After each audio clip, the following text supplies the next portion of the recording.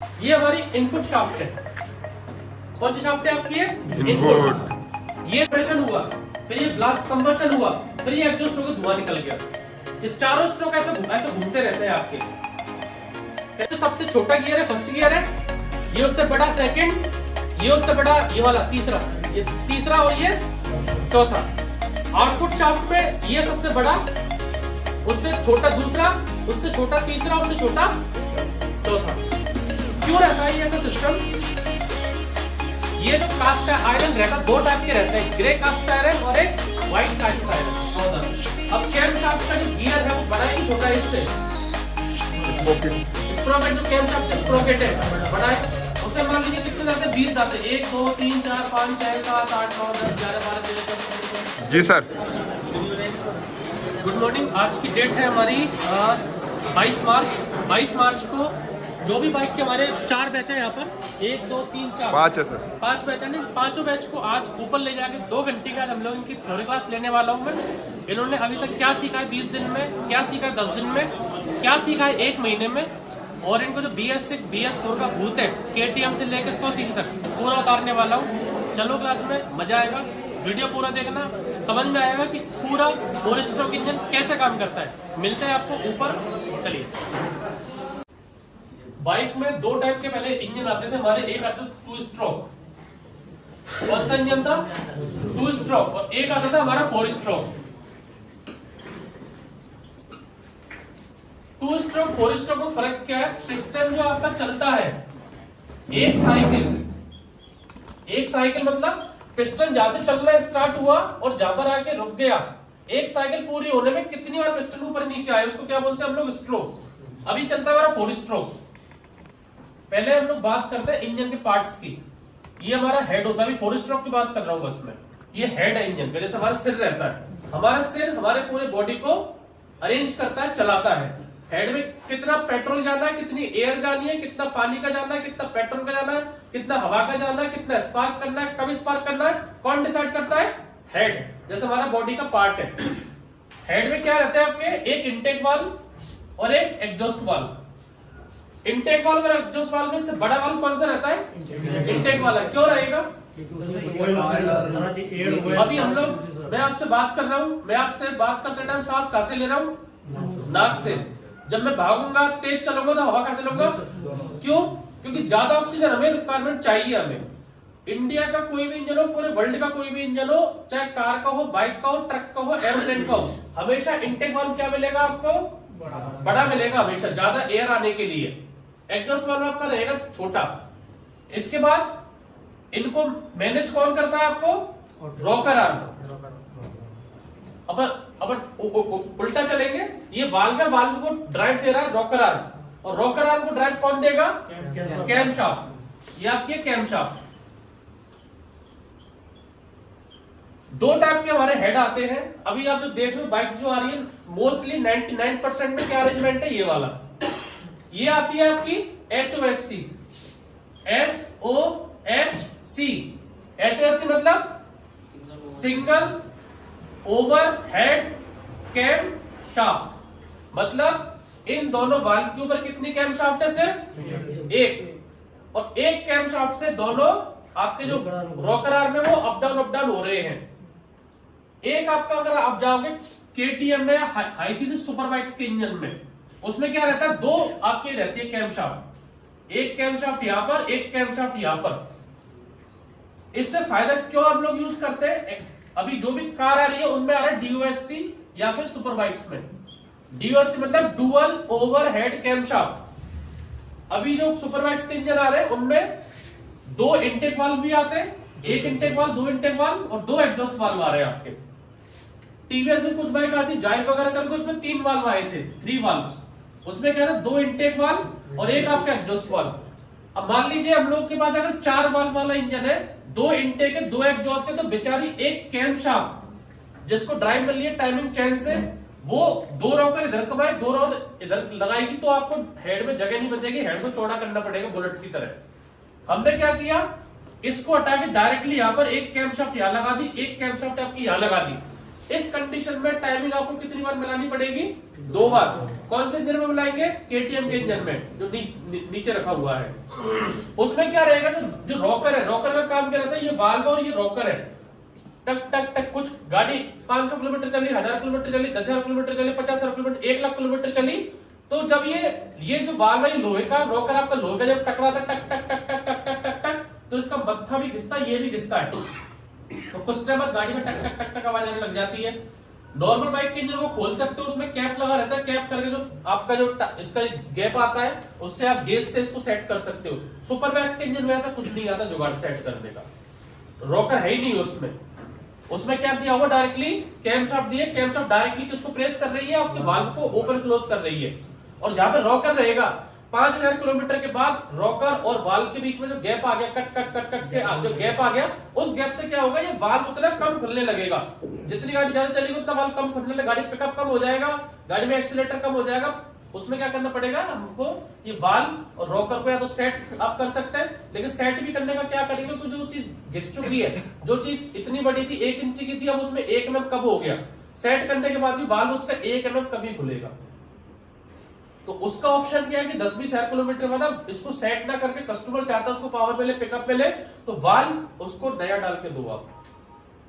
और अगर कस्टमर चाहता है कि आवाज बंद करनी है, उसमें क्या कर सकते हैं हम लोग, इसको टेपेड को सेट कर सकते हैं। उसमें आपको नट बोल्ट दिया होता है, उसकी भी एक लंबाई है कि आप इतने लंबाई तक इतनी चूड़ी टाइट कर सकते हैं। उसकी चूड़ी के बाद जब उसकी लिमिट खत्म होगी तो चूड़ी कहां से बनाएंगे नई टाइट करने का? देखा आपने, रॉकर में चूड़ी आती है ऐसे टाइट करने का, वो चूड़ी आपने टाइट कर दी तो वाल्व को टाइट कर सकते हो। और ये वाल्व इतना छोटा हो गया तो चूड़ी से हम कुछ नहीं कर सकते इस चीज का। तो अभी अब नॉर्मल इस चीज पे आ जाओ हमें, क्योंकि अभी सिंगल जो बाइक हमारी इंडिया में आती है 90% 99% वो क्या आती है, हेड है आपका, 2 वाल्व है इसमें, एक इंटेक वाल्व, एक एग्जॉस्ट वाल्व, ये इसकी कैमशाफ्ट है, ये इसकी रॉकर आर्म है, ये इसका रॉकर आर्म है। 4 स्ट्रोक और 2 स्ट्रोक इंजन को कैसे आप पहचानेंगे? 2 इंजन मैंने आपके सामने रख दिए टेबल पे, 2 स्ट्रोक है 4 स्ट्रोक, कैसे आप पहचानोगे 2 स्ट्रोक 4 स्ट्रोक क्या है? इनमें वाल्व नहीं होता, वाल्व नहीं होता, वो अंदर जाके पता लगेगा। बाहर से कैसे देख के पहचानोगे आप? एक 2 स्ट्रोक इंजन रखा है, 4 स्ट्रोक इंजन रखा है, देख के पहचानना है। कैसे पहचानोगे कि ये 2 स्ट्रोक है या 4 स्ट्रोक है? 2 स्ट्रोक इंजन में हमेशा स्पार्क प्लग आपके लगा रहता है हेड पे बीच में, और 4 स्ट्रोक इंजन में आपके वाल्व लगा रहेगा साइड में, साइड से। कोई भी गाड़ी का इंजन देख लेना इंडिया में, कोई भी केटीएम वगैरह सुपर बाइक के इंजन को छोड़ के, क्योंकि इसमें क्या आपका अपना जो ये रहता है रॉकर वगैरह आर्म नहीं है, तो इसमें बीच में गैप रहता है, तो हम लोग यहाँ से सुपर बाइक में लगा सकते हैं हेड पे वाल्व, लेकिन उसका लंबा स्पार्क लगाता है 500-600 रुपए का। इस चीज को सुपर बाइक को भी हटा दो, सिर्फ बेसिक की बात कर रहा हूँ। 4 स्ट्रोक का कोई भी इंजन देख लो, नीचे जितने भी इंजन रखे सब, किसी का भी स्पार्क प्लग टॉप पे लग रहा है क्या? हेड पे ऊपर से क्यों नहीं लग रहा? क्योंकि जो हेड की लंबाई है वो 3 से 4 इंची की तो इसकी लंबाई है, 3 to 4 इंच, तो इतना लंबा स्पार्क प्लग। और दूसरी बात, बीच में क्या लगी रहती है आपके हेड में? कैमशाफ्ट। कैमशाफ्ट के बगल में रॉकर। आप हेड को खोल के देखोगे तो कहीं जगह दिखती है कि आप ऊपर से नीचे स्पार्क प्लग डाल दे? तो इसलिए 4 स्ट्रोक इंजन जो भी आए, कोई भी गाड़ी का 4 स्ट्रोक इंजन आए, चाहे 100 इंजन देख लो, 1 लाख इंजन, सब में स्पार्क प्लग काला का रहेगा साइड से। वो इंजन कौन सा रहता है आपका? 4 स्ट्रोक। 2 स्ट्रोक में ना तो वाल्व रहता है, ना आपका ये रहता है इंटेक वाल्व, ना एग्जॉस्ट वाल्व, ना कैमशाफ्ट, ना टाइम चेन, सीधे हेड पे क्या लगा हुआ रहता है? हेड का प्लेट लगी रहेगी और डायरेक्टली स्पार्क प्लग काला का रहेगा। जैसे आप RX 100 देख लो, आप स्कूटर देख लो, आप यूरोपस देख लो, लूना देख लो, कोई भी गाड़ी देखो, स्कूटर देख लो, सब काला का हुआ है स्पार्क प्लग मीडियम में, सेंटर में, क्योंकि उसमें हेड में टॉप पे कुछ भी नहीं है उसमें सिस्टम। तो कोई भी इंजन आपके सामने किसी ने रख दिया, ये 2 स्ट्रोक है या 4 स्ट्रोक है, समझ जाओगे। 2 स्ट्रोक इंजन खोलने के लिए सामने RX 100 गाड़ी है, उसका इंजन आपको निकलवाएंगे और दिखाएंगे आपको 2 स्ट्रोक। हेड में चीजें क्लियर हो गई, एक इंटेक वाल्व था, एक एग्जॉस्ट वाल्व था, एक कैमशाफ्ट थी, और एक आपका टाइमिंग चेन का सेट था, और एक स्पार्क प्लग। इसके बीच में आता है, इसके बीच में क्या रहता है आपका? Piston cylinder. Piston cylinder, piston cylinder की टॉप वाला पार्ट इसको बोलते हैं TDC। क्या बोलते हैं इसको? TDC मतलब टॉप डेड सेंटर, और इसके नीचे वाला बॉटम डेड सेंटर। मतलब पिस्टन जो चल रहा है वो इससे ऊपर नहीं जा सकता और इससे नीचे नहीं जा सकता, और इसके बीच की जो लंबाई है इसको बोलते हैं स्ट्रोक लेंथ। स्ट्रोक लेंथ, इसके बीच में पिस्टन चलता है, ये स्ट्रोक लेंथ है। अब जब हमारा पहला स्ट्रोक आता है, पहला स्ट्रोक, फर्स्ट स्ट्रोक, पहले स्ट्रोक में क्या रहता है, इनटेक का पिस्टन यहां पर है आपका टॉप पर। अंकुश एक एनिमेशन है इसमें ऊपर करो, इसमें जब तक 4 स्ट्रोक की, ये आपका है टीडीसी में पिस्टन। जब आप किक मारोगे, किक मारने पे पिस्टन कम से कम 50 बार ऊपर नीचे होता है। पिस्टन का इंटेक हुआ, फिर कंप्रेशन हुआ, फिर कंबशन हुआ, फिर एग्जॉस्ट हुआ, 4 स्ट्रोक आ गए। लेकिन जब किक मार रहे हो, स्पार्क प्लग मार रहे हो, तो कम से कम ये जैसे ये चारों को मिला के इसको बोलते हैं एक साइकिल। एक साइकिल पूरी हो गई भाई, जहां से पिस्टन स्टार्ट हुआ था इंटेक करना, वापस वहीं आ गया। इंटेक हुआ, हवा खींची, कहां से खींची, इंटेक वाला ओपन हुआ, वहां पर हवा खींच के ये पिस्टन यहां पर था, ये पिस्टन कहां पर आ गया, हमारा बीडीसी पे। पहला स्ट्रोक पूरा हुआ, पिस्टन यहां से यहां आया, हवा उसने भर ली अंदर। अब क्या, सेकंड स्ट्रोक चालू हुआ हमारा, उस कंडीशन में क्या होगा, इनटेक वाला आपका हो जाएगा बंद। उसमें जो भी आपने हवा खींची है वो पूरी हवा कहां पर आ जाएगी, टॉप पर इकट्ठी हो जाएगी। Second stroke. तीसरे स्ट्रोक में स्पार्क प्लग स्पार्क करेगा। अब स्पार्क प्लग को कैसे पता लगा कि मुझे यहां पर स्पार्क करना है, कौन बताएगा स्पार्क प्लग को, स्टार्टिंग बताएगा सर, घर्षण आएगा। पिस्टन तो मैकेनिकल डिवाइस है, आवाज जो करेगा पिकअप कॉइल। हमारा जो रोटर है, यहाँ पर सारी कॉइल लग रही है पूरा करंट जनरेट करने के लिए। एक उसमें सिंगल पिकअप कॉइल है जो हमारे स्पार्क प्लग को बताती है कि कब स्पार्क करना है। जब पिस्टन ऊपर से नीचे आ रहा है, ऊपर से नीचे आ रहा है, इनटेक हो रहा है, तब स्पार्क नहीं हुआ। कंप्रेशन हो रहा है, तब स्पार्क नहीं हुआ। एग्जॉस्ट हो रहा है, तब स्पार्क। स्पार्क कब हो रहा है, सिर्फ थर्ड स्ट्रोक में। जब पहला स्ट्रोक पूरा हो जाएगा, पिस्टन ऊपर से नीचे आ गया, दूसरा स्ट्रोक पूरा हो जाएगा, नीचे से ऊपर आया, जब यहाँ पर ये तीसरा स्ट्रोक चालू होगा पावर वाला, तब स्पार्क प्लग को स्पार्क जाएगा। पिकअप कॉइल से मोस्टली एक ब्लू वायर आपका निकलता है अलग से, ये ब्लू वायर आपका जाएगा सीडीआई में जाएगा, सीडीआई से आउटपुट होगा एसटी कॉइल में जाएगा, एसटी कॉइल में, और एसटी कॉइल से स्पार्क प्लग में। एसटी कॉइल में कितने तार लगते हैं, 1 या 2 इनपुट में। एसटी कॉइल में 1 तार लगता है या 2 तार लगेंगे, एक बॉडी करता रहेगा, एक पॉजिटिव जाएगा उसका, 1 तार लगेगा। और बॉडी कहां से मिलता है, पूरा ग्राउंड से। कोई भी कार हो, कोई भी बाइक हो, आपका जो भी पूरा हमारा चेसिस और इंजन है, उसमें ऑलरेडी माइनस वायर बॉडी से टच रहता है। माइनस वायर, कार है, कार लंबी कार है, कार में एक पीछे एक लाइट की बात करें, एक ब्रेक लाइट का बल्ब है, एक रिवर्स का बल्ब है, एक इंडिकेटर का बल्ब है, 3 बल्ब है। 3 बल्ब के लिए कितने चार होने चाहिए थे आपके, 6 तार, प्लस माइनस देता तो। लेकिन वायरिंग को बचाने के लिए हम लोगों ने क्या किया है, एक प्लस का इंडिकेटर पे ले गए, एक आपका बैक गियर के लिए ले गए, और एक लाइट के लिए ले गए। और अर्थ कहां से दे दिया हम लोगों ने, बॉडी से। तो पूरी वायरिंग हमारे लिए बच गई। तो 3 वायर यहाँ पर, 3 वायर यहाँ पर। तो कोई चाहे कार हो चाहे बाइक हो, माइनस करंट पूरी गाड़ी में क्या रहता है, और अवेलेबल ऑलरेडी रहता है। तो पिकअप कॉइल जो आपकी लग रही है, वो पिकअप कॉइल से आपका जो करंट है, ये वो आपका जो रोटर घूमता है, उस रोटर पे आप देखना यहाँ पर साइड से क्या लगा हुआ है, पिकअप कॉइल तो यहाँ पर डॉट लगे हुए हैं, मतलब उसको मार्किंग करने के लिए। और वो मार्किंग कौन करती है, कंपनी देती है, एज पर कि उसका पिस्टन टॉप पर कब जाने वाला है। कोई 100 सीसी इंजन है तो कोई 150 सीसी इंजन है, कोई 200 सीसी इंजन है, किसी का पिस्टन लंबा रहता है, किसी का पिस्टन चौड़ा रहता है। हमें क्या है, 100 सीसी मतलब एक पिस्टन सिलेंडर के अंदर कितनी क्यूबिक सेंटीमीटर एयर और पानी का मिक्सचर आ सकता है, उसको बोलते हैं हम लोग सीसी। अब पानी की बोतल है, आप उस बोतल का तो लंबा कर दो तो लंबी हो जाएगी 1 लीटर के लिए, और आप उसकी लंबाई ये करके आप चौड़ी करो तब भी 1 लीटर आएगा। पानी आपका 1 लीटर आएगा, यूं भर लो या यूं भर लो। तो वो रहता है किसके ऊपर, कंपनी के ऊपर, कि उसको इंजन लंबा करना है या चौड़ा करना है। लंबा करेंगे तो उसमें जैसे रॉयल एनफील्ड का ब्लॉक देखेंगे तो वो इतना लंबा है। आप अगर केटीएम का ब्लॉक देखेंगे तो इतना चौड़ा उसका ब्लॉक आप देखेंगे तो पूरा नीचे जाके। तो ये कंपनी के ऊपर है कि कंपनी को कंपार्टमेंट में इंजन को कितना बड़ा बनाना है या लंबा बनाना है या छोटा बनाना है, उसके अकॉर्डिंग ही पिस्टन की जो स्ट्रोक लेंथ रहती है, जो आपकी जो कनेक्टिंग रॉड रहती है, वो छोटी रखनी है बड़ी रखनी है, कौन डिसाइड करती है? कंपनी। वो उसके अकॉर्डिंग हमारे पास जो आपका ये रोटर है उसमें डॉट लगे आते हैं, पॉइंट लगे आते हैं। वो पॉइंट यहाँ पर इसको क्या करेगा? कमांड देगा कि भाई मैं आगे, मतलब पिस्टन ऊपर पहुंच गया, अब तू करंट दे दे। ये पिकअप कॉइल करंट देगी सीडीआई को, सीडीआई से एसटी कॉइल में, एसटी कॉइल से डायरेक्टली जाएगा आपका स्पार्क प्लग में, स्पार्क हो जाएगा। तो स्पार्क प्लग को करंट देने के लिए कौन जिम्मेदार है? Pickup coil. जब ये तीसरा स्ट्रोक आपको हो गया पूरा, तीसरा स्ट्रोक पूरा होते ही धुआं निकालने के लिए क्या खुल जाएगा? आपका एग्जॉस्ट वाल्व आपका खुल जाएगा और पूरा धुआं आपका बाहर निकल गया।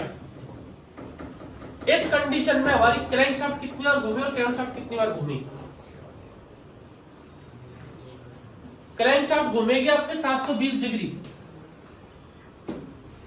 मतलब पिस्टन अभी यहां पर टीडीसी पे पिस्टन आया ऊपर से नीचे, तो आप जब क्रैंकशाफ्ट को देखोगे, एक क्रैंकशाफ्ट उठा के लो किसी इंजन की बाहर से, फटाफट पीछे जाके, पीछे से क्रैंकशाफ्ट का जो ऊपर जो कनेक्टिंग रॉड थी वो ऊपर से कहां गई? नीचे।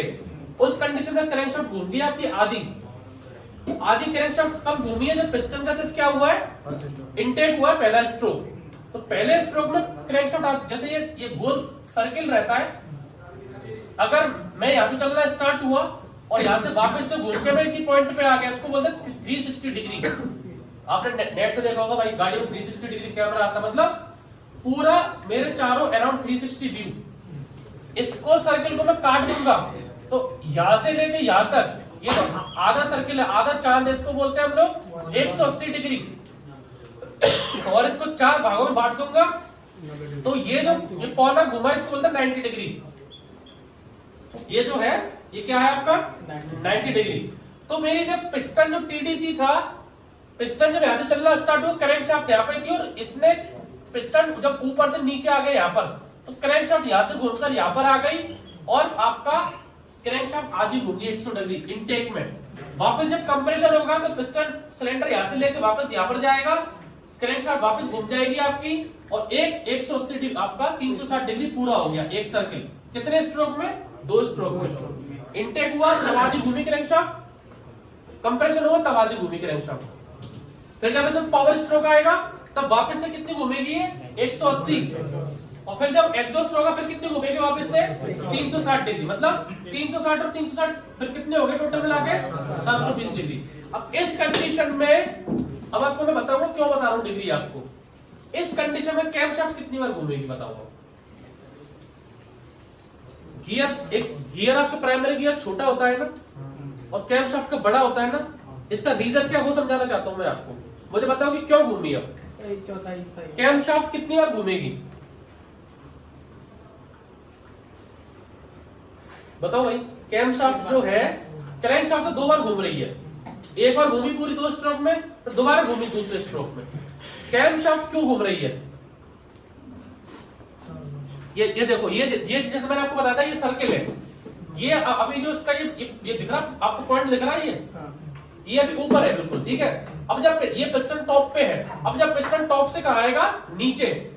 ये आगे पूरा नीचे ही है। जब पिस्टन टॉप यहां पर आके नीचे आ गया तो नीचे आते ही ये हमारा यहां से लेके कहां तक आया है? ये यहां तक पॉइंट। ये जो पॉइंट दिख रहा है ये पहले ऊपर था, पिस्टन ऊपर था टॉप पे, अब टॉप से कहां गया? वो नीचे आ गया।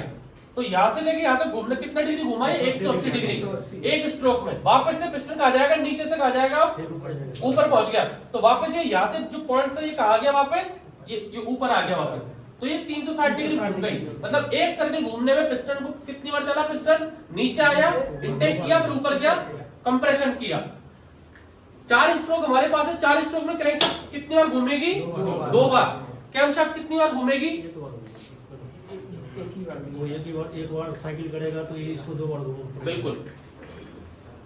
देखो ये देखो यहाँ पर ये हमारे स्ट्रोक चल रहे हैं यहाँ पर, इधर दिख रहा है। ये जैसे ये पॉइंट यहाँ पर है, ये ऐसे करके क्रैंकशाफ्ट आपकी घूमती रहती है। देखो अभी ये एडजस्ट हो गया, अभी ये इनटेक हुआ, फिर ये कंप्रेशन हुआ, फिर ये ब्लास्ट कंबशन हुआ, फिर ये एडजस्ट होकर धुआं निकल गया। ये चारों स्ट्रोक ऐसे ऐसे घूमते रहते हैं आपके। करें अब स्टार्ट करेंगे यहां से। पहला हवा आई, हवा ब्लास्ट हुई, हवा निकली, अब ये वाल्व खुल गया। ये देखना आपकी ये लूप्स, इनको देखो, इनसे वाल्व खुल रहा है, इनसे देखो ये वाल्व खुलेगा, देखना एक बार। अभी वाल्व खुला, इनटेक बंद हो गया, कंप्रेशन हो गया, ब्लास्ट हो गया, अब एग्जॉस्ट हो गया। तो ये साइकिल कंटिन्यूटी आपकी ऐसे बाइक कार की चलती रहती है। हवा आई, बंदी, ब्लास्ट हुआ, एग्जॉस्ट हुआ, ऐसे करके आपका इंजन आपका काम करता है। वाल्व आपका सिर्फ 2 बार खुलेगा, एक स्टार्टिंग में हवा आने के लिए, अब जैसे अभी खुला है, और फिर चौथे स्ट्रोक में जब धुआं जाने के लिए, ये खुला आपका। तो वाल्व सिर्फ हवा आने के लिए खुलेगा और धुएं को निकालने के लिए ये खुलेगा। कैमशाफ्ट जो है, कैमशाफ्ट घूमती है आपकी एक बार, सिर्फ एक बार। उसमें क्या रहता है, कैमशाफ्ट का ये सर्किल है आपका, इसको आप 4 भागों में आप बांट दो, 4 भागों में आप इसको बांट दो। जो आपका जो ये गियर है, इसमें ये गियर है हमारे कितने, मान लो 10 दांतें इसमें है, 10 टीथ है इसमें, 1 2 3 4 5 6 7 8 9 10। अब कैमशाफ्ट का जो गियर है वो बड़ा है कि छोटा है इससे? स्प्रॉकेट जो कैमशाफ्ट का स्प्रॉकेट है बड़ा है, उसे मान लीजिए कितने दांते, 20 दांते, 1 2 3 4 5 6 7 8 9 10 11 12 13 14 15 16 18 20। जब ये एक बार घूमेगा तो कितनी बार घूमेगा? आधी बार। जब ये एक बार घूमेगा, जब वो आधी बार घूमेगा, वापस समझो, इसमें 10 दांते और उसमें 20 दांते हैं। जब ये 10 दांते हैं, ये 1 दांता 2 दांता 3 दांता 4 दांता उसमें फंसते फंसते खांचे में जाएगा, तो वो कितना सिर्फ घुमाएगा उसको 10 दांते तक ही, और 10 दांते कितने में थे उसमें? आधे में, तो आधा कुछ घूमा। जब ये फिर दोबारा दूसरी बार ये घूमा, तब वो पूरी एक बार घूमा, तो उसमें चलता है 90 डिग्री 90 डिग्री, ये 90 डिग्री, ये 90 डिग्री, ये 90 डिग्री और ये 90 डिग्री। ये हमारा ये जो इधर है 90 डिग्री इनटेक वाला, ये 90 डिग्री में क्या हुआ, हमारा इनटेक वाल्व खुला, इनटेक वाल्व यहां पर ओपन हुआ, ये 90 डिग्री में। ये 90 डिग्री में इनटेक वाल्व हमारा जो है वो क्या हो गया, बंद हो गया। ये जो है इसमें 90 डिग्री में भी हमारा क्या रहेगा, इनटेक वाल्व बंद रहेगा। ये जो एग्जॉस्ट वाल्व है, इसमें क्या होगा, एग्जॉस्ट वाल्व ओपन हो जाएगा। आपकी जो कैम है, कैम में लोब रहती है, जो उठा हुआ जो अंडानुमा जो आकार है, वो डिजाइन किया कंपनी ने कब की, जब वो पूरा घूमेगा तो वो अंडानुमा आकार कब आना चाहिए, इस डिग्री पे, 90 डिग्री पे। ये है इंजीनियरिंग का लेवल, इसमें और बहुत सारे फॉर्मूले रहते हैं, उनमें नहीं जा रहा। ये ट्रेनिंग कहाँ देनी पड़ती है हमको, इंजीनियरिंग स्टूडेंट को जो डिजाइन करते हैं, बनाते हैं सॉफ्टवेयर पे। आपको डीपली लेवल समझ में आए क्योंकि आपको मैकेनिक बनना है, लेकिन बेसिक समझने के लिए, फंडा समझने के लिए कि क्रैंक शाफ्ट में क्यों छोटे दांते रहते हैं और कैम शाफ्ट में क्यों बड़े दांते रहते हैं, दोनों को अलग अलग स्पीड जनरेट करने के लिए यही सिस्टम गियर में आपके आएगा। आऊंगा उस पे, किस चीज का गियर रेशो पे भी आएंगे, अभी दिखाता हूं इनको। हेड का समझ में आया, हेड में क्या था, intake valve, exhaust valve, spark plug, camshaft और रॉकर। ठीक है, स्पार्क प्लग लगा रहता है आपका साइड से स्पार्क करने के लिए। कब स्पार्क करेगा, सिर्फ पावर स्ट्रोक में, तीसरे स्ट्रोक में तब स्टार्ट करेगा। पिस्टन सिलेंडर है, इसमें क्या रहता है, पिस्टन, पिस्टन में कितनी रिंग रहती है, एक कंप्रेशन रिंग, दूसरी कंप्रेशन रिंग, तीसरी ऑयल सील रिंग, देसी भाषा में। अब टेक्निकली हम लोग आ जाएंगे तो सबसे ऊपर वाली रिंग रहती है, इसको बोलते हैं हम लोग कंप्रेशन रिंग, कंप्रेशन रिंग। बीच वाली रिंग रहती है आपकी वाइपर रिंग, और लास्ट वाली रहती है आपकी ऑयल सील रिंग। और डीपली जाते हैं तो ऑयल सील रिंग कितनी रहती है, इसमें 3, डब्ल्यू बनना है, एम बनना है, जिगजैग मोशन है ये। लेकिन सिंपली पहली भाषा में बात करेंगे, जो आप मैकेनिक के पास जाएंगे, भाई पिस्टन में कितनी रिंग लगती है, 3 रिंग। आप बोलोगे 5 रिंग, बोलो पागल हो गया है क्या। तो टेक्निकली हम लोग नहीं जाएंगे, सिंपली कितनी रिंग है, 3 रिंग। फिर भैया टेक्निकल क्या रहता है कि अगर ऊपर वाली जो रिंग है ये चूड़ीनुमा रिंग रहती है, रिंग जब चल रही है पिस्टन सिलेंडर के अंदर तो पिस्टन घिसता है या रिंग घिसती है? पिस्टन क्यों नहीं घिसता? क्योंकि पिस्टन और पिस्टन सिलेंडर के अंदर कोई भी फिजिकल कनेक्शन नहीं है। पिस्टन और पिस्टन रिंग आपस में घिस के चल रही हैं। इंजन 10,000 किलोमीटर चला, 20,000 किलोमीटर चला, रिंग का जो आउटर है, रिंग का जो आउटर है, ये आउटर घिसा रिंग का आउटर, और रिंग के आउटर से क्या घिसा? पिस्टन सिलेंडर का इनर, अंदर वाला पार्ट वो घिसा, और रिंग का बाहर वाला पार्ट घिसा। जब 10,000 किलोमीटर गाड़ी चल गई, 20,000 किलोमीटर गाड़ी चल गई, हम लोगों ने रिंग तो लाके डाल दी नई स्टैंडर्ड साइज, क्योंकि जो रिंग घिस के जो सिकड़ गई थी वो तो चौड़ी हो गया, आगे उसी साइज की नहीं। अब जो पिस्टन सिलेंडर जो घिसका चौड़ा हो गया वो कम कैसे होगा? उसके बाद दो ऑप्शन है आपके पास। अगर गाड़ी आपको जेन्युइन रखनी है कस्टमर को, तो पिस्टन का किट डालना पड़ेगा। किट मतलब कि जो कंपनी से जो साइज आता है 100 सीसी का, वो मतलब छोटा सिलेंडर आएगा कंपनी का बिना घिसा हुआ नया, और पिस्टन आएगा कंपनी का ओरिजिनल 100 सीसी का। तो गाड़ी आपकी जेन्युइन रहेगी, गाड़ी का आपका ब्लास्ट अच्छा होगा, स्पार्क अच्छा होगा, गाड़ी वाइब्रेट नहीं करेगी। दूसरा ऑप्शन, आपको सस्ते में गाड़ी रिपेयर करनी है, तो आपने क्या कराओगे? इसको आप बोर कराओगे। बोर मतलब कि जो पिस्टन सिलेंडर जो पहले था, मान लो वो 3 इंची का था, उसका डायमीटर था 3 इंची। अब जो दूसरा पिस्टन लोगे वो क्या लेना पड़ेगा आपको? 3.1 इंच का। 0.1 इंच आपको चौड़ा लेना पड़ेगा। क्यों? क्योंकि पिस्टन सिलेंडर ऑलरेडी चौड़ा हो गया है।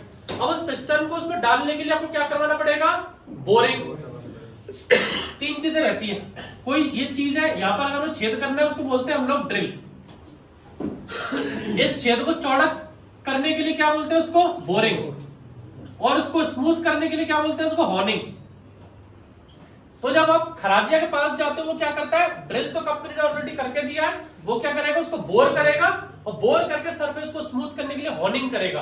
हॉर्निंग मतलब जैसे आप रेगमाल लो और रेगमाल से उसको घिसते जाओ घिसते जाओ घिसते जाओ, हाथ दुख जाएंगे, लेकिन मशीन क्या करेगी? रेगमाल से उसको सरफेस को स्मूथ करती जाती है। बोरिंग क्या होगा? उसको काट को, लोहे के काट के क्या करेगा? उसको चौड़ा करेगा नया पिस्टन लगाने को। अब जो पहले आपका जो इंजन था, ये आपका पिस्टन सिलेंडर था, अगर इसको मैं बंद कर दूं पिस्टन सिलेंडर को, तो इसमें कितनी एयर आ रही थी? इसमें 100 सीसी। अब जब पिस्टन सिलेंडर जिसके चौड़ा हो गया, ये चौड़ा इसका इतना हो गया, ये चौड़ा इसकी इतनी हो गई, अब ये पिस्टन सिलेंडर कितना सीसी बन गया? लगभग 125 सीसी का बन गया। आपने इसमें बड़ा पिस्टन डाल दिया, तो इंजन कितने सीसी का हो गया आपका? 125 सीसी। अब जो कनेक्टिंग रॉड है बेचारी, वो तो कितने के लिए डिजाइन है? 100 सीसी के लिए। क्रैंक शाफ्ट है, ये कितने सीसी के लिए डिजाइन है? 100 सीसी के लिए। इसकी जो बेयरिंग है कितने सीसी के लिए डिजाइन है? 100 सीसी। आपकी जो क्रैंक शाफ्ट, जो आपकी जो क्लच प्लेट है छोटी छोटी, 100 सीसी के लिए। तो जब 125 सीसी का वजन आने लगेगा, वजन आएगा, तो क्या करेगा? इंजन आपका पूरा वाइब्रेट करने लगेगा, एवरेज कम हो जाएगा। एवरेज क्यों कम होगा? पहले 100 सीसी ज्यादा था इसमें एयर फ्यूल का मिक्सचर, अब कितना जाएगा? 125 सीसी। आप 100 सीसी कर दोगे मिक्सचर को सेट करके, तो इंजन आपका क्या होगा? स्टार्ट नहीं होगा, लेट स्टार्ट होगा। तो मिस्त्री क्या करेगा? थोड़ा मिक्सचर उसको खोलेगा पेट्रोल ज्यादा जाने के लिए, क्योंकि अब 125 का हो गया। ज्यादा पावर आएगी तो इंजन की लाइफ क्या होती जाती है? कम होती जाती है। 4-5 हजार किलोमीटर चलता है, 10,000 किलोमीटर चलता है, फिर वापस से खुलने का नंबर आ गया। ये काम आपको कब करना है? जब आपको कस्टमर बोल रहा है मेरे को गाड़ी सेल करनी है या सस्ते में मेरे को, तो उसको करके दे दे। लेकिन अगर आपको जेन्युइन गाड़ी देनी है तो क्या करना पड़ेगा? आपको पिस्टन सिलेंडर की किट डालनी पड़ेगी। ये 20 टाइप बना के ला सकते हो कि सबको अभी तो जाना पड़ेगा, नहीं जाके वापस आ जाएगा कि 10 मिनट में? 20-15 मिनट में आ जाएगा, 20 मिनट में आ जाएगा। ठीक है, 20 बना के ला सबको, 20 या 30। पिस्टन सिलेंडर का हेड का कोई कॉन्सेप्ट डाउट है? या तो बताओ मेरे को। किट में पूरा क्या है?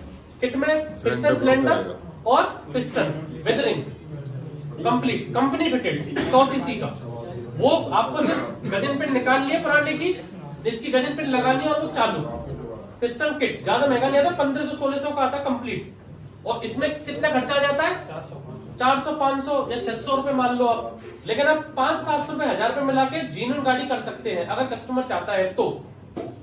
नहीं तो उसको सर इस हिसाब से भी तो समझा सकते हैं ना कि अभी तो तत्काल कम खर्चा में उसका गाड़ी रिपेयर हो जाएगा, लेकिन कल को उसमें ज्यादा खर्चा आएगा, फिर उसमें पिस्टन, इसका क्रैंक शाफ्ट का काम निकलेगा, कनेक्टर रोड का काम निकलेगा, फ्रिक्शन ब्लेड का काम निकलेगा, गियर टूट सकता है, काम उसका अलग अलग खर्चा ज्यादा बनेगा उसका।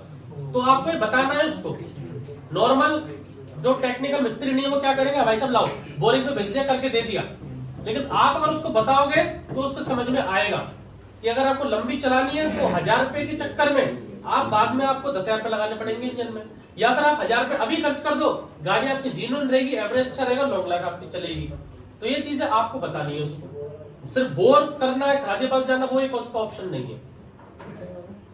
सिलेंडर हेड का लाइफ साइकिल कितना 1000 किलोमीटर तक रहता है मिनिमम? सिलेंडर लाइफ का रहता है आपको ऑयल आप कितने किलोमीटर में चेंज कर रहे हो, पहली बात। अगर ऑयल आप चेंज नहीं करोगे 500 किलोमीटर में तो एमरी बनना चालू हो जाता है। एमरी क्या होता है, जो अंदर के पार्ट्स है, जो एल्यूमिनियम है, जो लोहा है, वो घिसता है और घिस के उसमें जो दाने रहते हैं, उस दानों को क्या बोलते हैं हम लोग? बुरादा। एमरी बोलते हैं इंग्लिश में, बाकी बुरादा। अब वो बुरादा है, वो आपके ऊपर तो नहीं जाता, लेकिन नीचे कहां तक जाता है? पिस्टन रिंग तक जाता है। पिस्टन रिंग से वो कहां से घिस रहा है? पिस्टन सिलेंडर तक। वो इसको घिसना चालू कर देगा, और वो इसको घिसना चालू कर दिया तो जो रिंग्स है, ये रिंग क्या होंगी? घिसके क्या होगा, चौड़ी होती जाएगी, तो बीच का जो साइड का जो कट है बाल बराबर था, वो क्या होता जाएगा? बड़ा हो जाएगा। तो ऊपर का जो ब्लास्ट आ रहा था, ब्लास्ट क्या होगा? वो लीक होकर कहां पहुंच जाएगा? पिस्टन सिलेंडर में। और पिस्टन सिलेंडर में दो तरह के ब्लो ऑफ पाइप निकले रहते हैं, बैक कंप्रेशन जिसको बोलते हैं, बैक कंप्रेशन। पहला कहां से तो सर ऑयल का क्वालिटी पे भी निर्भर करता है, वो उसमें भी करता है। बैक कंप्रेशन का क्या मतलब रहता है? आप अगर होंडा के इंजन खोलोगे तो टैपिड कवर पे पाइप दिया हुआ है। अगर आप पल्सर का इंजन खोलोगे, बजाज के इंजन देखोगे तो उसके चैम्बर पे पाइप दिया हुआ है बाहर निकलने, देखा पाइप? वो गैस निकलेगी। कौन सी गैस? जो ऊपर ब्लास्ट हुआ था, रिंग हमारी वीक हो गई, कुछ टाइम बाद रिंग वीक हो गई, नीचे का ऑयल तो जा रहा है ऊपर, और नीचे का ऑयल, चैम्बर का ऑयल किसके संग जल रहा है? पिस्टन सिलेंडर के साथ जल रहा है। तो वो ऑयल जो, अगर आप उसको ऑयल को जलाओगे आप बाहर, तो वो कैसा धुआं छोड़ेगा? Oil white. तो अगर आपकी व्हाइट धुआं दे रही है साइलेंसर से, इसका सीधा सा एग्जांपल क्या है? रिंग कट गई इसकी। उस कंडीशन में आपका हाफ इंजन आप करके कस्टमर को दे सकते हो। दूसरा होता है, नीचे से जो ऑयल ऊपर जा रहा है, ऊपर का जो प्रेशर था, जो गैस थी, जो ब्लास्ट था, वो लीक होकर कहां पर आ रहा है? नीचे। और वो नीचे आके भरता गया निकलेगा कहां पर? वो तो आप दो कंपनी दो पाइप देती है अलग अलग। होंडा क्या करेगी, जो वो आपकी जो टाइमिंग चेन है, ऊपर से लेकर नीचे तक पूरा स्लॉट खाली रहता है, टाइमिंग चेन का ऊपर से नीचे तक वाले टाइमिंग चेन के स्लॉट से वो ग्लो वाइज जो गैस जो निकली है, वो कहां पर इकट्ठी हो जाएगी? हेड में। और हेड में आप होंडा शाइन का इंजन देखना, यूनिकॉर्न का इंजन पार्ट निकला है स्टील का, देखा है आपने? वहां से वो किसमें जाएगा? या तो रीयूज करने के लिए हम लोग ईजीआर में यूज कर सकते हैं, या तो पुराने इंजन आते थे वो डायरेक्टली पाइप ऊपर रहता था एयर फिल्टर में इनटेक में जाने के लिए। पल्सर का आप देखेंगे, पल्सर वगैरह का तो चैम्बर है, चैम्बर में देखना भी जाके, जो बजाज के मोस्टली इंजन है उसमें चैम्बर में पाइप निकला रहता है, ऐसे एल्बो टाइप की छोटी सी, वहां से आपका जो ये वेस्ट है ये आपका निकल जाए। तो ये थी कहानी अभी आपकी हेड की और पिस्टन सिलेंडर की। यहां तक बताओ क्या प्रॉब्लम है? किसी भी टाइप की कोई भी समझ में नहीं आया दोबारा पूछो। सर अगर हम सिलेंडर को हाइट को बढ़ा दें या फिर सिलेंडर के डायमीटर को बढ़ा दें तो सीसी बढ़ेगा। ये कप है, इस कप में चाय इतनी देगा, ये इसका क्वांटिटी 5 रुपए में इतनी दूंगा मैं। अब आप इस कप को, ये जो मार्कर है, इसकी चौड़ाई कर दो तब भी चाय इसमें इतनी आएगी। क्यों? क्योंकि मैंने इसकी लंबाई बढ़ा दी है, एरिया बढ़ गया। या फिर इस कप को मैं और चौड़ा कर दूं, इसकी हाइट कम कर दूं, चाय तो इतनी आएगी पतीले में। अब आप पतीला चौड़ा ले लो या लंबा ले लो, ब्लास्ट जो होगा वो ऐसा ही होगा। अब अगर आप इसकी लंबाई आप बढ़ाते जाएंगे तो आपको कनेक्टिव रॉड की लंबाई आपको बढ़ानी पड़ेगी। कनेक्टिव रॉड की लंबाई बढ़ाओगे तो पिस्टन जो है आपके, जो ये है, इसकी चौड़ाई, जो गोलाकार चौड़ाई है, ये आपको और चौड़ा करना पड़ेगा। भाई किस पे अलग रखेंगे तो जैसे हाइट को या फिर डायमीटर प्रभाव पड़ेगा? इंजन के डायमेंशन पे डायमेंशन पड़ेगा प्रभाव। अगर आप हाई स्पीड गाड़ी चाहते हैं, हाई स्पीड, तो उसमें डायमीटर क्या रहता है? कम रहता है। हाई स्पीड आप गाड़ी चाहते हैं, आप केटीएम का इंजन देखोगे, पिस्टन की लंबाई इतनी रहती है, बस 2 इंच, सिर्फ 2 इंच का पिस्टन है। पिस्टन में देख लेना, केटीएम का नेट पे देखना, और इनका रहता है लंबा। जैसे रॉयल एनफील्ड का देखोगे तो इतना बड़ा उसका पिस्टन सिलेंडर है। वो कंपनी के डिजाइन की आवाज कैसी चाहिए, पिकअप अगर ज्यादा चाहिए तो छोटा कनेक्टिव रॉड रखनी पड़ेगी आपको, छोटी। भाई ये कनेक्टिंग रॉड है, ये अभी है इतनी बड़ी, इस मार्कर के आकार की, ठीक है? इस चीज को अभी आप याद रखना, ये मार्कर के आकार की है। तो अब मैं इसको घुमाने के लिए यहां पर ये, जैसे ये सर्किल है, ये घुमाने के लिए इस सर्किल को ऐसे मैं घुमा सकता हूं। अब मेरी एक आ गई कनेक्टर रॉड इतनी, अब इसको घुमाने के लिए मेरे को कितनी बड़ी क्रैंकशाफ्ट चाहिए? जैसे ये तो लग गया पिस्टन में, ये लग गया कहां पर? क्रैंकशाफ्ट में। अब इसको घुमाने के लिए कितनी बड़ी क्रैंकशाफ्ट चाहिए? ज्यादा स्पेस चाहिए। और फिर आपको पिस्टन सिलेंडर वो भी चौड़ा करना पड़ेगा। क्यों? क्योंकि ये जो ये वाला पार्ट है तो पिस्टन सिलेंडर में घूमता है, ये तो अंदर रहता है पिस्टन सिलेंडर में। जब यहाँ पर आ गया, इसको मान लो ये वो अभी ऊपर है, अब जब ये यहाँ पर आ जाएगा साइड से, तो ये तो पिस्टन सिलेंडर के अंदर ही घूमता है ना, ये चौड़ा कर दिया फिर टकराएगा पिस्टन सिलेंडर में। पिस्टन सिलेंडर को और चौड़ा करना पड़ेगा आपको, तो जितनी लंबाई और बढ़ा दोगे तो और पिस्टन सिलेंडर चौड़ा करना पड़ेगा आपको। तो ये डिपेंड करता है कि कॉम्प्लेक्स इंजन बनाने के लिए, छोटा इंजन बनाने के लिए ज्यादा सीसी आपको निकालनी है, तो रॉयल एनफील्ड का आप एग्जांपल आप ले सकते हो। और अगर आप चौड़ा आप उसको कर दो तो आपको पावर ज्यादा करनी, तो थोड़ा सा चौड़ा कर दो। केटीएम का इंजन देखोगे इतना चौड़ा उसका पिस्टन सिलेंडर मोटा, देखा है आपने केटीएम का बाटी से लेके आने पर केटीएम से खुला हुआ हेड ब्लॉक और पिस्टन लेके आना आप, और इसकी क्रैंकशाफ्ट भी ले आना। एक बंदा क्रैंकशाफ्ट भी लेते, क्रैंकशाफ्ट पिस्टन और ब्लॉक 2 मिनट के लिए। हाँ, जो एक करवाते हैं पिस्टन के अंदर बोरिंग, हाँ, बोलते पिकअप तो बढ़ जाता है, हाँ, लेकिन आपके एवरेज कम हो जाएगा। लेकिन हाई स्पीड पे जाएगी ना, अगर हाँ, मान लो आधा घंटा या 45 मिनट में आप चला ली, हाँ, तो इंजन सीज होने के डर होते हैं। इंजन सीज होने का डर इसलिए है ना क्योंकि आपका जो ऑयल है वो तो उतना ही 1 लीटर ही है। इंजन आपका ओवर हीट होने लग जाएगा यहाँ पर, बाकी पार्ट्स को भी तो इफेक्ट करेगा ना वो। बाकी पार्ट भी हीटअप भी तो होंगे। 100 सीसी का था आपके, आप हम नॉर्मल चल रहा है, स्कूल का बैग टांग ले खाली, हम चल सकते हैं। एक आप 10 किलो वजन डाल दो उसमें, बैग में कितने कुछ तो आपको वजन पड़ने लगेगा इस पे। आप 5 किलोमीटर चलते, क्या पता 4.5 किलोमीटर चल रहे हैं, दिमाग खराब हो जाएगा, गाली दोगे किसने टांग दिया। तो जो गर्मी निकली है उसको किस पे निकालोगे आप? किसी पे तो निकालोगे जिसने बैग टांगा है। तो ये जो अब 125 सीसी का आ गया, इसमें जो ब्लास्ट होगा पिस्टन सिलेंडर आपका हीटअप हो रहा है, हीट, और ऑयल आपको उतना ही था 900 ml इसको ठंडा ही नहीं कर पा रहा है इसको। अपना जो सिलेंडर बोर है और पिस्टन है, अगर वो दोनों चेंज कर देंगे तो 100 सीसी 100 सीसी रहेगा। जीनवन आता है कंपनी को, उसको बोलते हैं हम लोग यूनिवर्सल। वो कंपनी का किट उसी साइज का आता है, वो चौड़ा नहीं आता, सेम स्टैंडर्ड साइज बोलते हैं उसको टेक्निकली, कि गाड़ी हमको स्टैंडर्ड साइज रखनी है तो आप कर दो। इंजन 2 तरीके से सीज होता है इंजन, एक तो ऑयल की कमी से, जैसे हम लोग अगर लिक्विड कूल्ड की बात करें, जैसे R15 पे जाओगे आप नीचे, केटीएम करोगे उसमें पानी चलता है, रेडिएटर है। पानी वाला इंजन क्यों है? क्योंकि साइड में क्या लगी रहती है, उसकी बॉडी लगी हुई है। अब अगर इंजन अगर खुले में रखा है, इसका पिस्टन, ये देखो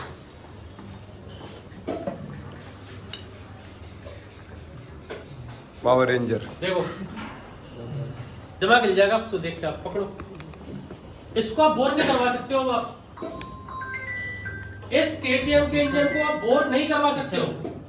रीजन क्या है इसका?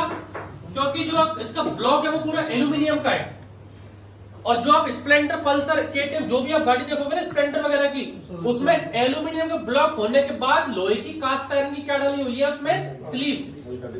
उस स्लीव को, लोहे को आप चौड़ा कर सकते हो, और इसकी चौड़ाई बहुत है, वो कितनी कम है, थिकनेस इसकी ऑलरेडी बहुत कम है,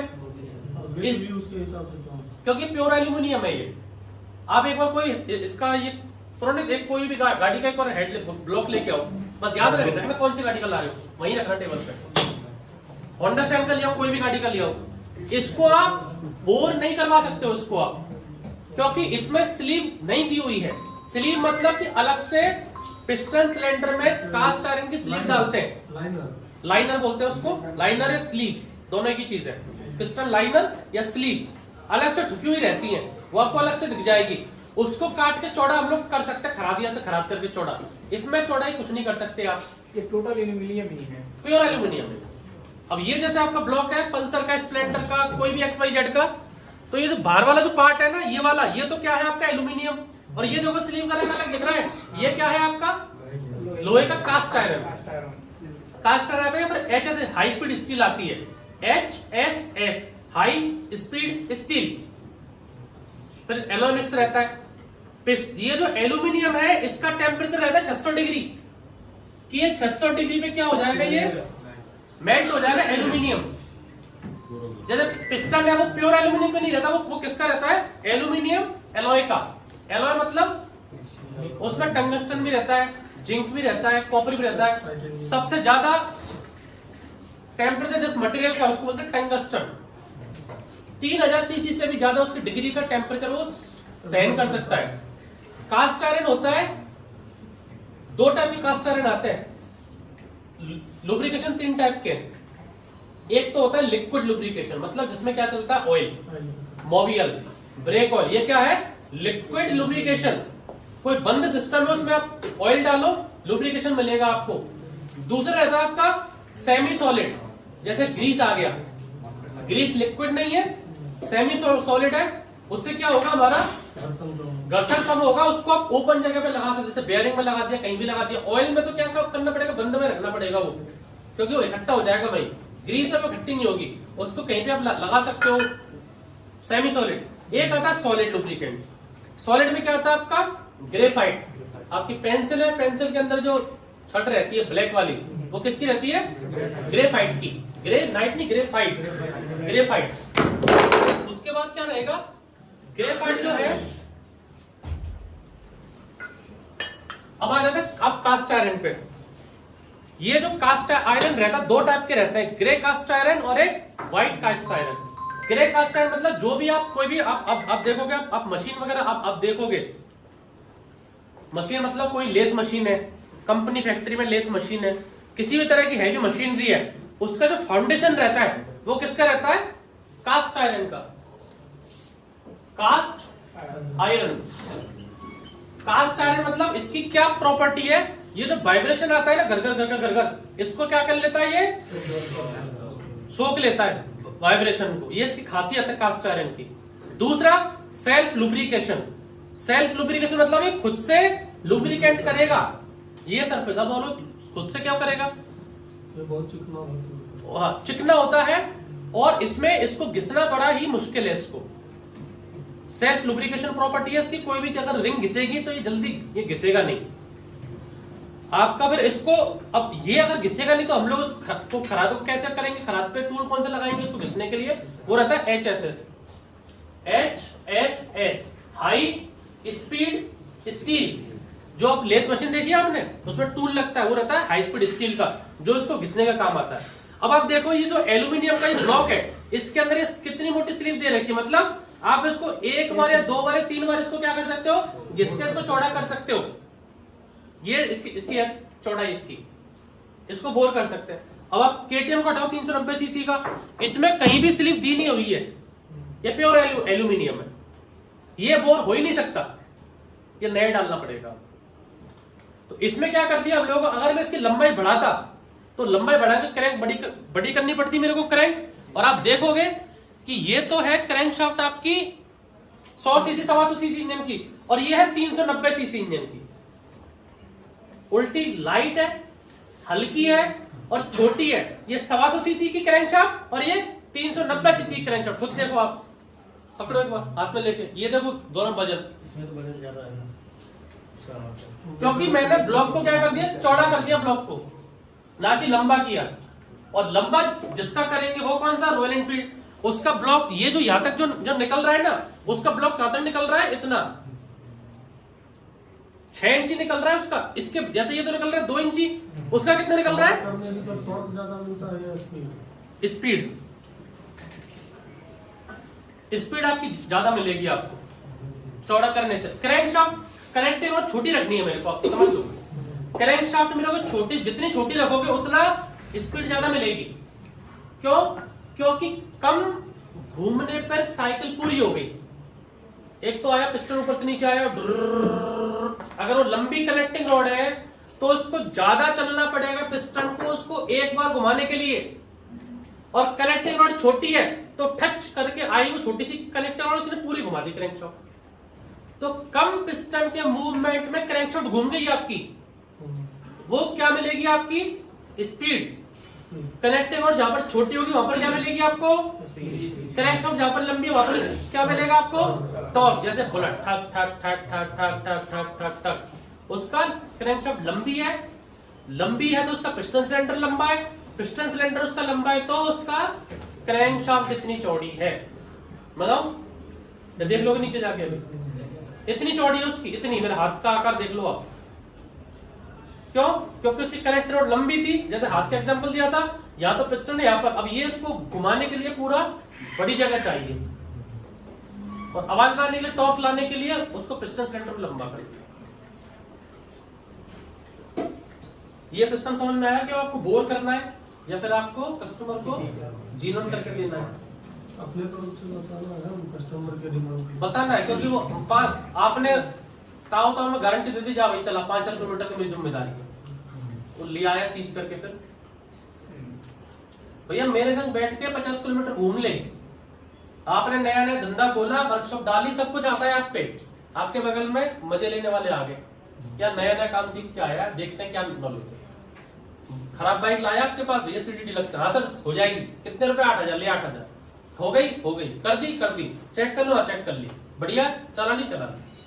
अब वो ले गया उसको 10 किलोमीटर दूर, उसने क्या किया, नीचे चैम्बर का ऑयल में से ऑयल निकाल दिया पूरे इंजन का, सूखा करके इंजन चला दिया उसने, इंजन हो गया सीज। अब उसने वापस वही पुराना ऑयल डाल के तुम्हारे पास दिया है हल्ला करने 10-20 लोग, अरे तूने क्या करके दिया है, क्या है क्या नहीं, क्या कर लोगे आप उसका? कंपटीशन है और होगा आपके साथ। वापस से इसी पॉइंट पे आ जाते हैं। पिस्टन हेड का समझ में आया सब कुछ, पिस्टन सिलेंडर का आया समझ में। पिस्टन पे क्या लगा हुआ है? गजन पिन। गजन पिन पे क्या लगी हुई है? Crankshaft, connecting rod. Connect rod के बाद क्रैंकशाफ्ट, क्या लगा हुआ है? क्रैंकशाफ्ट। क्रैंकशाफ्ट के बाद पावर किस पे आएगी? पिनियन गियर पे। पिनियन गियर किसको घुमाएगा? क्लच प्लेट की आउटर हाउसिंग को। क्लच प्लेट की आउटर हाउसिंग में क्या लगा हुआ है? Friction plate. फ्रिक्शन प्लेट किसको घुमाएगी? स्टील डिस्क को। स्टील डिस्क किसको घुमाएगी? क्लच प्लेट की इनर हाउसिंग को। इनर हाउसिंग में क्या लगा हुआ है? गियर की इनपुट शाफ्ट। गियर की इनपुट शाफ्ट किससे कनेक्ट है? गियर के आउटपुट शाफ्ट से। आउटपुट शाफ्ट पे स्प्रॉकेट लगेगा, चैन चलेगी। गियर के इनपुट शाफ्ट में गियर रहते हैं छोटे से बड़े ऑर्डर में। ये आपका पहला गियर है छोटा, ये उससे बड़ा गियर है, ये इससे बड़ा गियर है, ये इससे बड़ा गियर है। इस फॉर्म के सामने दे दो यार, दोनों आप कॉल करते रहना, फोटो कीजिए, सबका रिसीव करते रहना।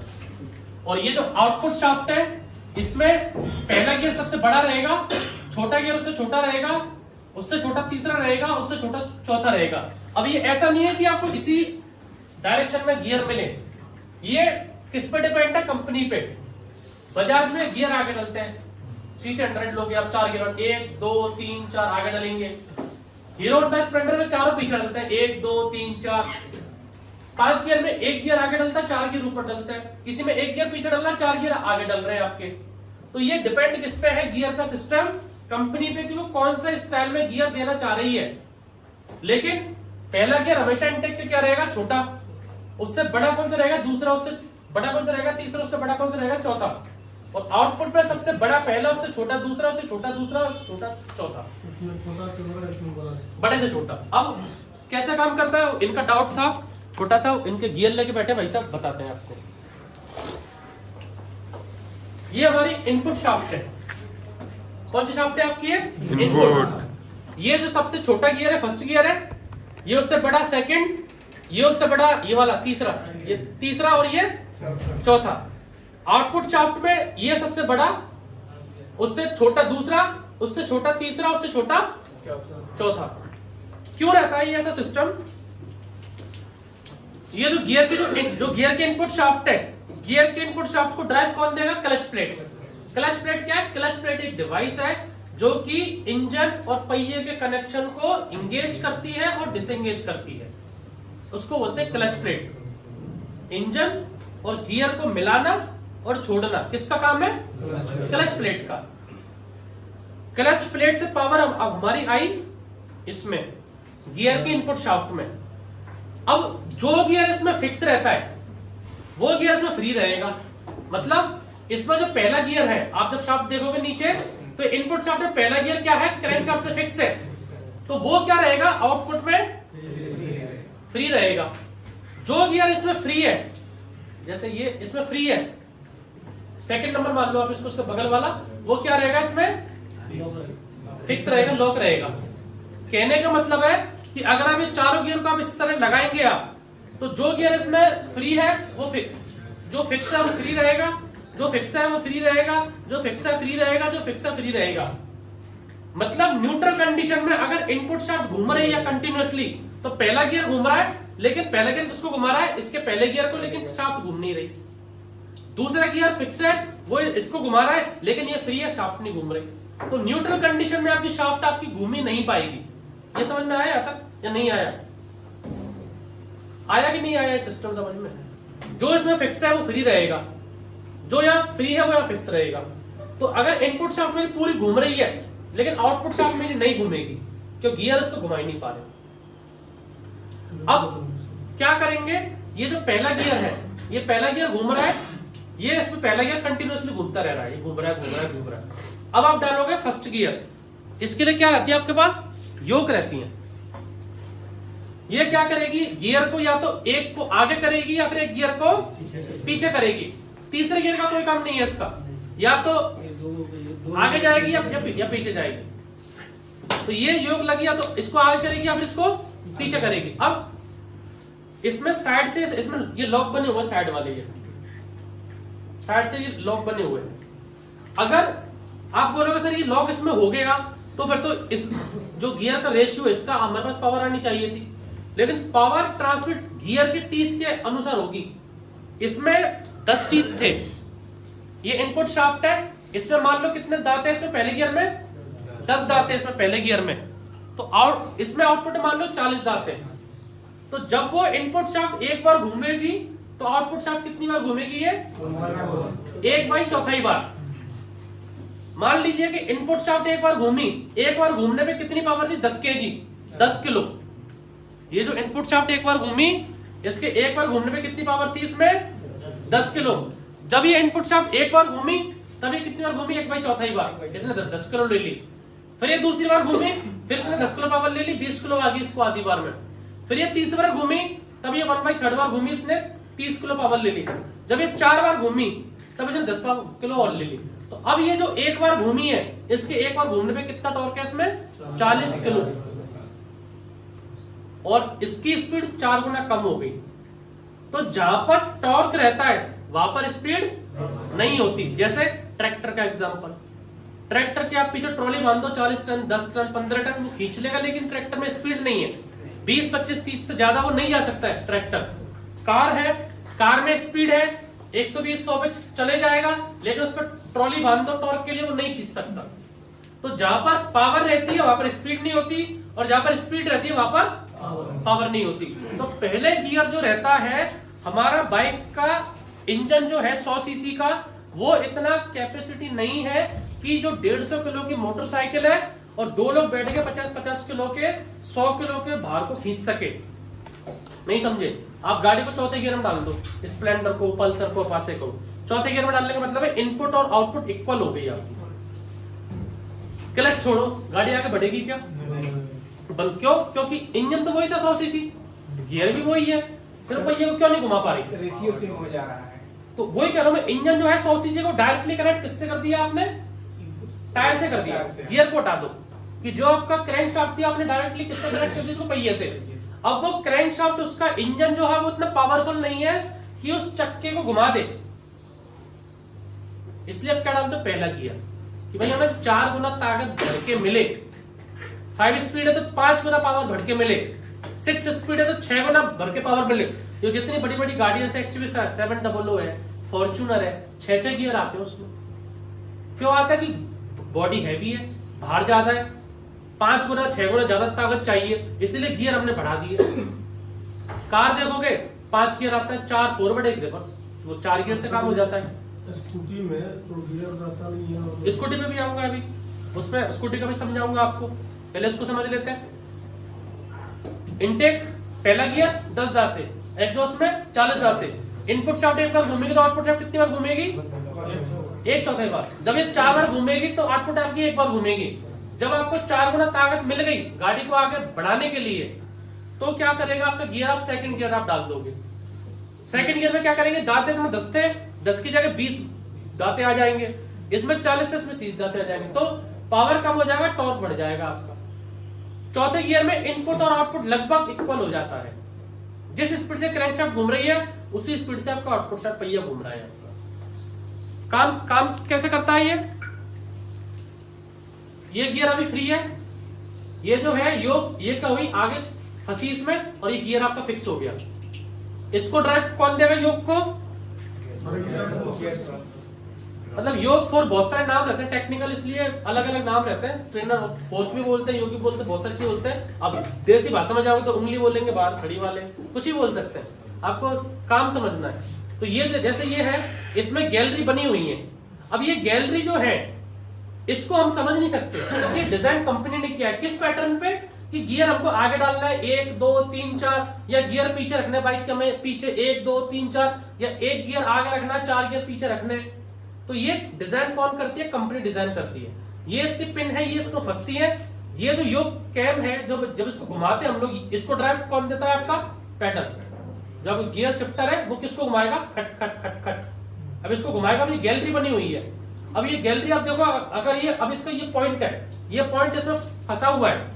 अब ये जो घूमेगा तो ये गैलरी कहा जा रही है? उठ के ऊपर जा रही है। तो ये पॉइंट है, ये पूरी फोर्क कहा चली जाएगी, ऊपर चली गई ऐसे करके, और ऊपर जाके क्या कर दिया इसने? गियर को इंगेज कर दिया।